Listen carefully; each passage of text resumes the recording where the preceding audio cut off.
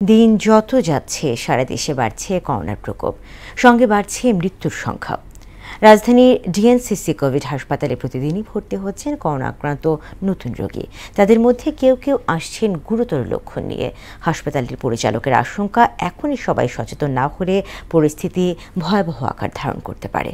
সুরাইয়া মনির report. রাজধানীর DNCC Covid dedicated হাসপাতালের প্রতিদিনই করোনার লক্ষণ নিয়ে পরীক্ষা করাতে আসছেন অনেকে। তবে পরীক্ষা করাতে এসে দীর্ঘ সময় অপেক্ষার পাশাপাশি ভোগান্তির অভিযোগ করছেন কেউ কেউ। ফাস্ট করলে ভালো হতো, অনেকক্ষণ যাবত আমি বসেই থাকতে পারতেছি না, এত খারাপ লাগতেছে। রোগী যে বসায় রাখছি এখনো কোনো ইয়েই নেই, ওনাদের কোনো গুরুত্বই নেই। সিরিয়ালে ধরে অনেকক্ষণ ধরে দাঁড়া থাকতে হয়। জ্বর, শরীর ব্যথা আর মাথা ব্যথা করে। হাসপাতালটিতে এই মুহূর্তে চিকিৎসাধীন রোগীর সংখ্যা ৪৪ জন। বিভিন্ন জটিলতা থাকায় তাদের মধ্যে ৭ জনকে রাখা হয়েছে আইসিইউতে। শরীর ব্যথা, পা বিশেষ করে বেশি, আর খাবারের অনীহাটা বেশি থাকে, এই সমস্যাগুলো হয় প্রধানত।